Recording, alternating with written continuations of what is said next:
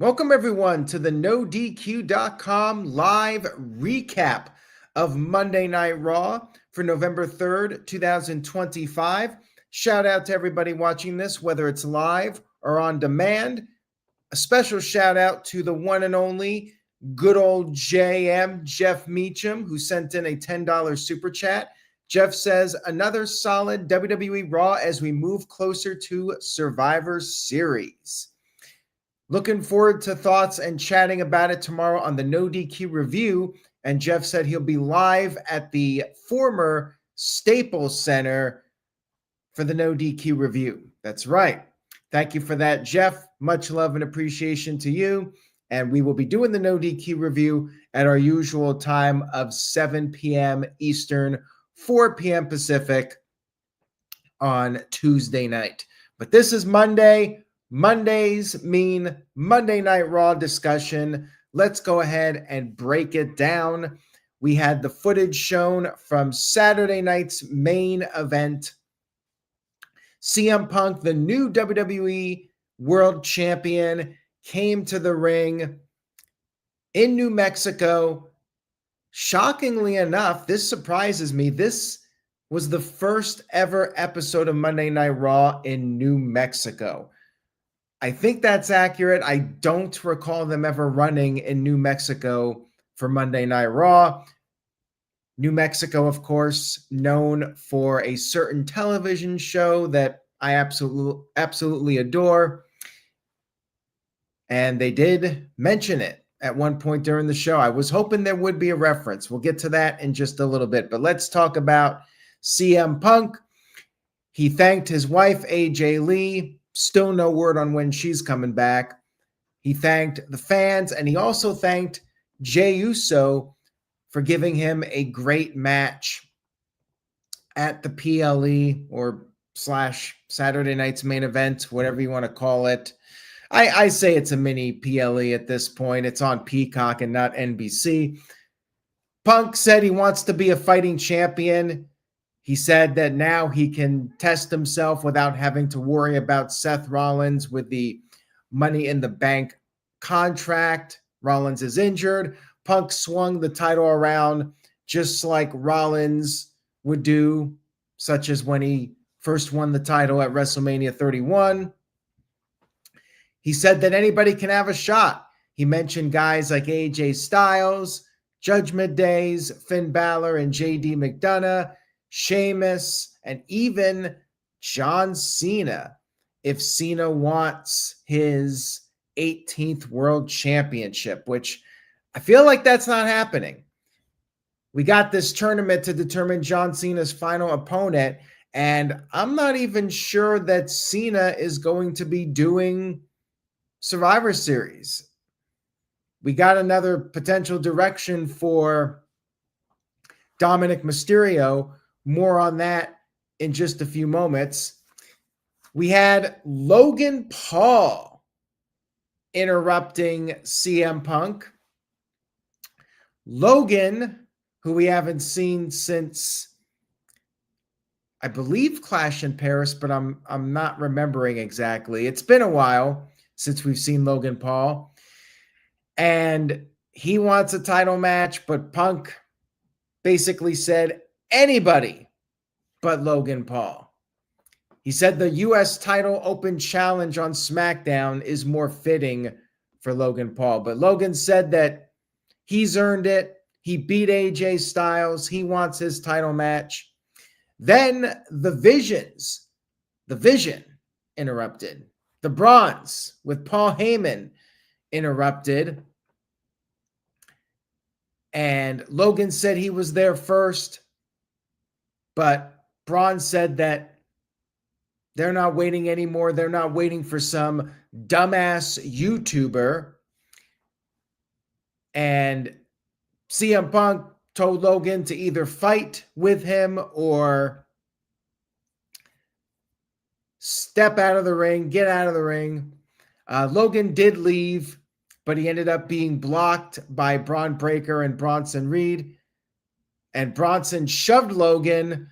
It looked like Logan's head almost probably did hit the the LED board, the apron board, but he appeared to be okay. And then the Vision went after CM Punk.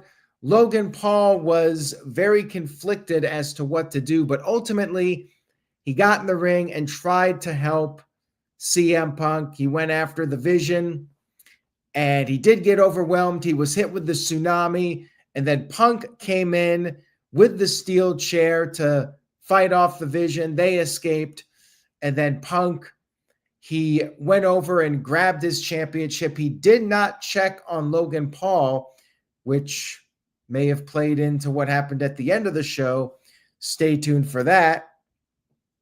All in all, it was a pretty good segment here. I was very intrigued about Logan helping CM Punk, and I thought, surely they're not doing a babyface turn with Logan Paul. But we'll talk about that later. This was a setup for later in the show. Good segment to open up Monday Night Raw. We had our first match of the evening, which was Stephanie Vaquer teaming up with Nikki Bella, and they went up against the Judgment Days, Roxanne, Perez, and Raquel. But before we get to that, Caleb Jacobs sent in a $2.81 super chat in regards to the John Cena tournament. Caleb says, we all know who is winning the tournament, Gunther. Well, Gunther has not been announced yet, and I will get to the John Cena tournament in just a little bit, but rumor and innuendo state that he is the odds-on favorite to win the tournament. We'll see what happens with that. Now, Dave Scheffler sent in a $5 super chat. Thank you for that, Dave. I appreciate it. Dave says, no mention of LA Knight. He was nowhere to be found. Also surprised that the Logan and Vision union being he's part-time. And this is skipping ahead to the end of Raw. No LA Knight on this show, but that doesn't mean he won't be around next week and get involved in this storyline with the Vision, CM Punk, Jey Uso, so on and so forth. But again, we'll talk more about that when we get to the end of Raw. Thank you for the super chat, Dave. And JM, good old JM, Jeff Meacham sent in $5. Thanks again, Jeff. I appreciate it. Jeff says, John Cena has 4 more appearances left, Survivor Series included, and they've already got a Padres-centric tee for him on the WWE shop. He'll be there. I would hope so. He is going to be in Boston next week, and then he will be at Madison Square Garden. I really think he should be wrestling in the Garden for one more match. So I'm holding out hope that he's at least going to wrestle one more time before the retirement match. But at this time, I'm not confident in what's happening here with him. Wouldn't shock me. I mean, you would think if he was wrestling next week in Boston, they would have announced it. But yeah, shouldn't he be wrestling in Boston? I don't know. He should be wrestling at Survivor Series, but we'll see what happens. Maybe Cena ends up in War Games, and he'll be part of the good guy team. I mean, I think that's definitely a possibility. We'll see what happens. All right, so back to the tag match. Pretty standard tag team match here. You had Nikki being worked over for a while. Then Stephanie Vaquer did the hot tag. She tried to hoist up Raquel, but she could not do it. Then Roxanne tagged in. Stephanie did the devil's kiss. Then we had all 4 women in the ring at the same time. And Raquel ended up taking a cheap shot at Nikki, which allowed Roxanne to pin Nikki Bella once again, second week in a row, pinning her to score the victory for her team. So yeah, Nikki Bella not doing too well. She's struggling to pick up wins, and we'll get to that with Nikki Bella in just a little bit. All right, we had Jey Uso backstage approaching CM Punk and basically Jey Uso admitted that CM Punk was the better man. CM Punk is the best in the world. And he said that now the Vision is coming after CM Punk. And Jey said he was offering help to CM Punk. He had CM Punk's back. CM Punk accepted the help, and a tag team match was set up for the main event of Monday Night Raw. We then had Penta one-on-one with El Grande Americano. I personally am losing interest in El Grande Americano. I really enjoyed the Chad Gable gimmick, and it felt like it was leading to an end. With this El Grande Americano, it just feels like a permanent gimmick now for Ludwig Kaiser. And I don't know how I feel about the red and blue guys as the sidekicks. I don't know. I feel like El Grande Americano has worn out its welcome. It's gotten a bit stale at this point. I know he's doing the AAA stuff, but I don't know. I'm just not feeling it like I was when Gable was doing it. And even at the beginning of the Kaiser gimmick, I was hoping we would get, some sort of interactions, but Gable has been completely gone. Obviously, he's injured. Penta attempted the destroyer on the floor, or actually, I think it was the apron, but unsuccessful at that attempt. And Americano was mocking the taunt. And then after the break, Penta started to build momentum. He did a tornado DDT, dive to the outside, but then you had the blue guy interfering. He got ejected by the referee, and then the red guy handed the metal plate to Americano, and the red guy grabbed Penta's feet as he was trying to climb to the top. And then Penta did a crossbody, taking out the red guy, and then El Grande Americano attempted the headbutt with the loaded plate in his mask, but Penta was able to counter him, and he hit the Mexican Destroyer and got the 1-2-3 victory. It was a good match, and Penta overcame all the odds, so I have no problems with this. I'm totally fine with that. Penta's your guy. He's the one you're pushing, and a nice win for Penta. Shout out to the This Guy Experience. This guy wants to know, is Annoying Becky a heel or a face? DD best on show. Well, I would say that she's a heel, definitely with the promo she did on this week's show, and we'll get to that in just a moment. But I did want to note that we had a post-match attempt from the Americanos. They tried to get Penta, but Penta managed to fight them off. So Penta got booked really strongly in this segment. They're really building him up like he's one of the top guys on the brand. I mean, they're definitely continuing to invest in Penta as a top guy. We had a video package with the Kabuki Warriors, basically saying that they're looking to dominate the tag team division. And then Dominic Mysterio came to the ring for a promo. He told everybody to bow down to the king of the luchadors. He was bragging about being the greatest IC champion of all time. Crowd was really into Dominic. They were cheering him. And then Rey Mysterio, his deadbeat dad, officially made his return after being gone for several months. Rey said he had an issue with Dominic, calling himself the greatest luchador of all time. Dominic brought up all these names in history, including Eddie Guerrero.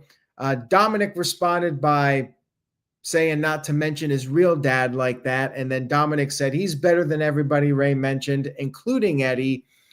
And Rey said he's not going to let Dominic disrespect Lucha Libre. The crowd was chanting, "Whoop his ass," after they had been chanting Dirty Dom earlier. And then Dominic told Rey to get out of his ring, but Rey said as long as he's around, it's not Dominic's ring. Dominic will never be king of the luchadors, and Dominic will never be the greatest Mysterio. Dominic attempted a cheap shot, but Rey managed to fight him off. He hit the 619. He went for the big splash, but Dominic was able to escape. So going back to earlier, we were talking about, were they going to do John Cena versus Dominic Mysterio at Survivor Series? Doesn't feel like that now. It seems to me like we're getting Rey versus Dominic one more time in San Diego at Survivor Series. Are they going to do title versus mask? Is it going to be the AAA title? Could it be a retirement match? I don't know if that would be the right time to do it, but I could see them doing title versus mask. That would be interesting. I mean, you would think that Dominic would say he's not going to fight him unless something's on the line and he gets something if he beats Rey. But the wording of Rey's promo, how he said that as long as he's around, it's not going to be Dominic's ring and Dominic's not going to be the best Mysterio. I mean, that definitely indicated that we might get a retirement match at some point. So it could be career on the line, could be mask on the line. As Jeff pointed out, could be both. We'll see what happens with this one. But a pretty good segment here. Nice comeback segment for Rey Mysterio. We had Lyra, Valkyria, and Bayley backstage, and Lyra just wanted to make sure that she could count on Bayley. Bayley said that they were good. And then before we got to the next match, we had Becky Lynch showing up. She is still the women's IC champion, and she said that she's been having to deal with a lot. She's got a hot husband who's injured, and the fans were booing her, and she said that she's the definition of cool, and the only cool thing about New Mexico was this show about all the people in New Mexico doing meth, which is a reference to Breaking Bad. As I mentioned earlier, I very much appreciated that as a huge Breaking Bad fan. I was hoping during the broadcast that somebody would reference it, so that was cool. Her promo gets a thumbs up for me right there, just for the Breaking Bad reference. Then she turned her attention to Maxine Dupree. She told Maxine to take all the time she needs to get ready because all it takes is one wrong move and it will be the last move of Maxine. And she finished off by saying, "Welcome to the big time." And shout out to Caleb Jacobs, who sent in a $2 super chat, says, "Judgment Day Fallout incoming, John Cena for IC champion."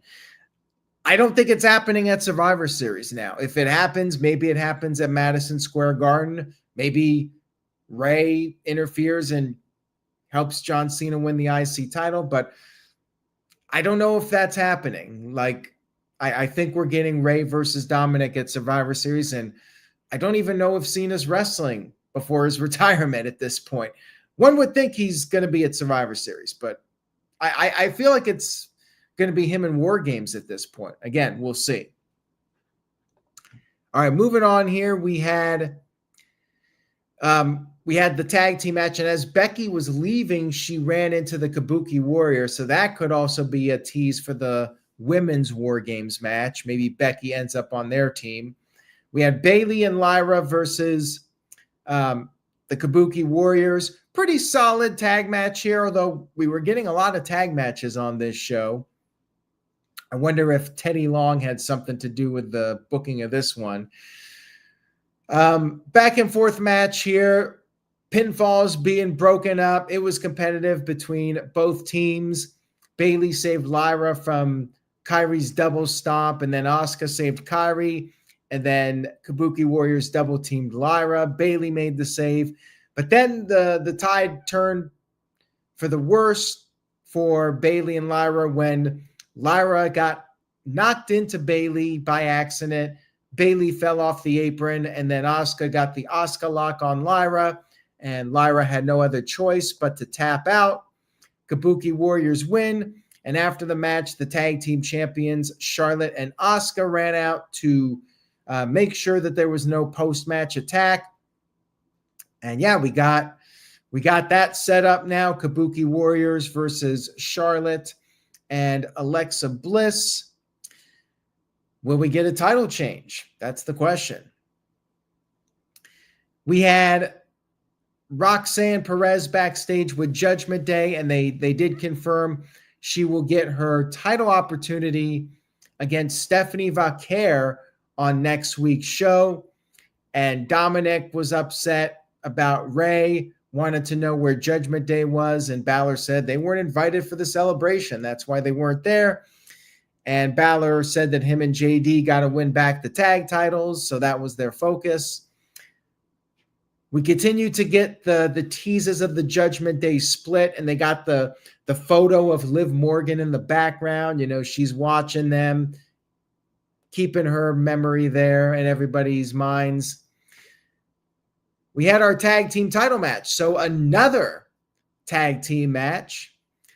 AJ Styles and Dragon Lee defending their titles against JD McDonagh and Finn Bálor. Pretty good match here. The tag matches were definitely good on this show, but I think we had maybe one or two too many. You know, I like a little bit more of a balance. You know, I don't want like 5 singles matches in one tag or 5 tags in one single. I kind of like a little bit of a mix.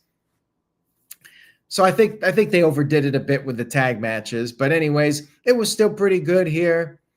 You had Dominic Mysterio at ringside. He was distracting the referee. Finn Bálor did the coup de grace. Well, he attempted it, but Styles moved, and JD McDonagh got hit instead. And then Styles hit the phenomenal forearm to JD, but Bálor broke up the pin. Then Bálor instructed Dominic to use the championship, but Dominic was caught by the referee, and then Sheamus showed up. He attacked Dominic.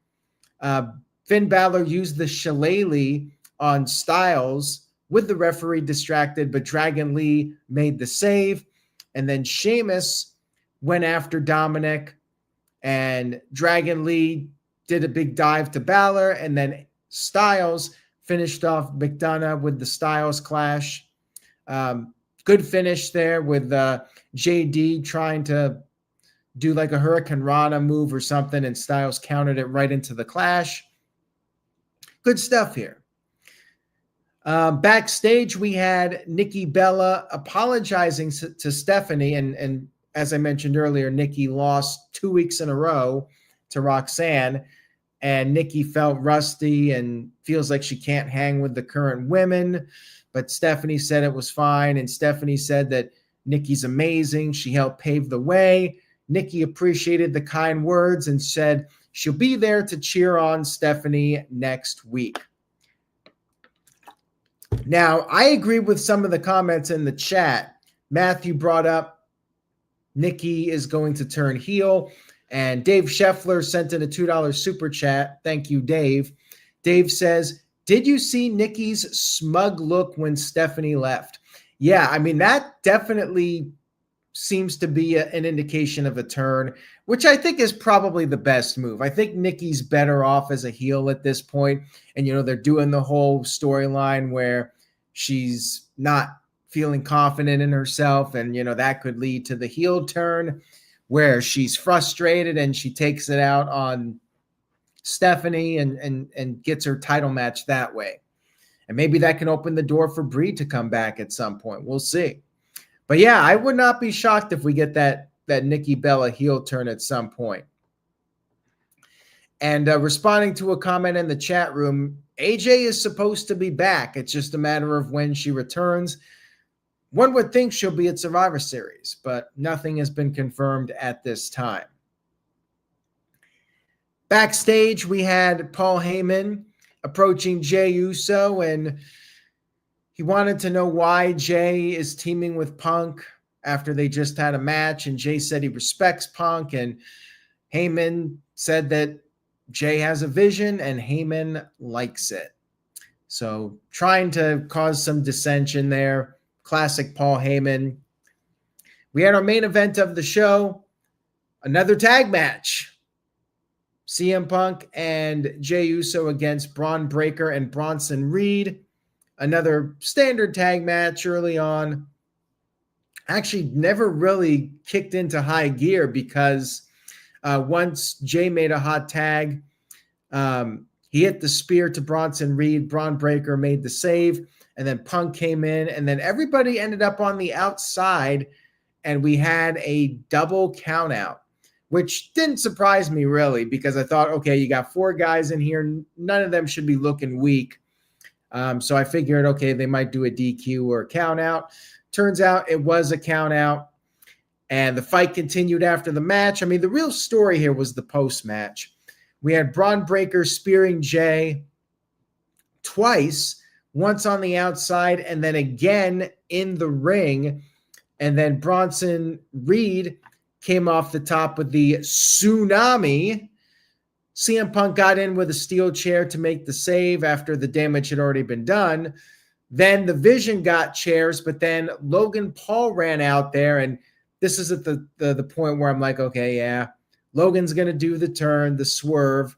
We thought he was maybe going good, but nope, it was a swerve. And sure enough, Logan had the brass knucks, acted like he was helping CM Punk, but instead he attacked CM Punk with the brass knucks, handed the brass knuckles over to Paul Heyman. So is Logan Paul officially part of the Vision, or is he just going to be part of this War Games team?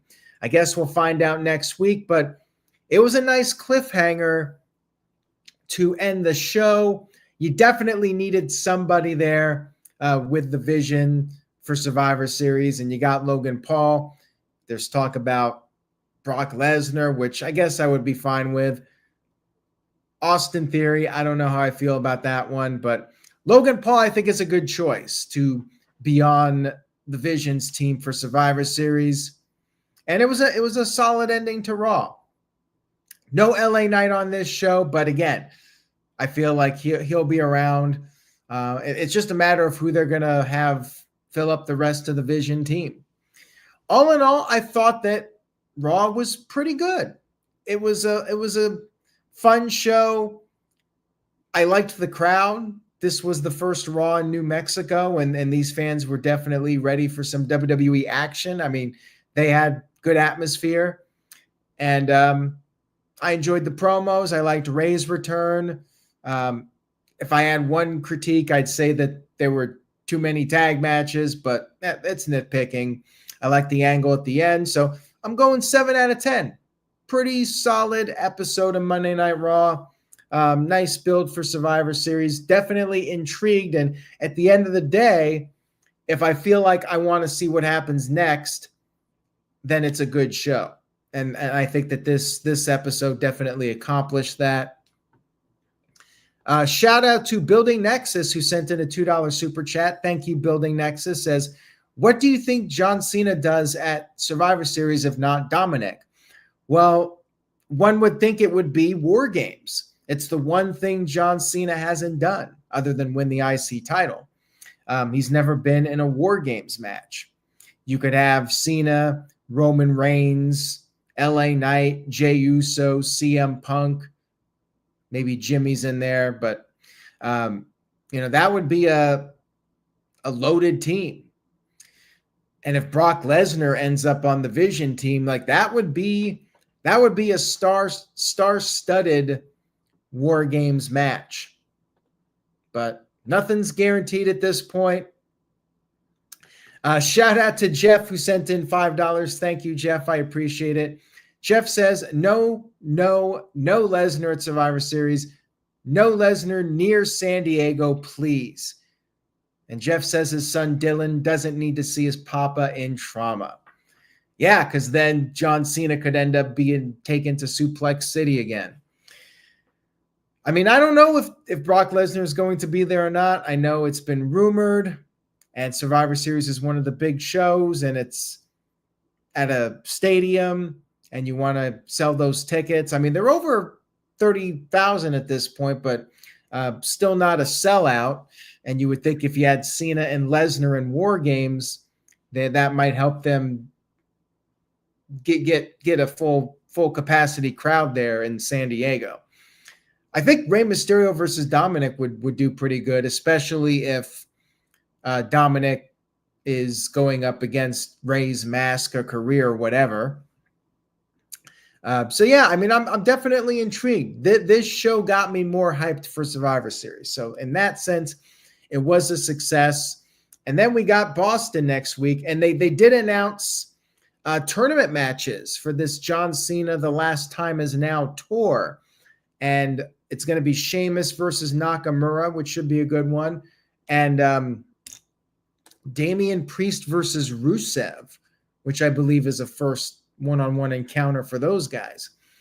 So looking forward to that. Boston should be a fun Raw. And then we got Madison Square Garden in 2 weeks. Yeah, the build for Survivor Series is looking pretty good right now, I must say. Thank you guys for watching tonight. I really do appreciate your viewership and support. And Jerry, you're right. The tickets are expensive. That's definitely a factor. But with the right build, they'll be able to sell those tickets even at the high prices. Thank you guys again. Much love and appreciation to you all. I will see you guys next time on the No DQ review. So check that out Tuesday night, 7 p.m. Eastern, 4 p.m. Pacific. Say yes to NoDQ.com, and I will see you all next time.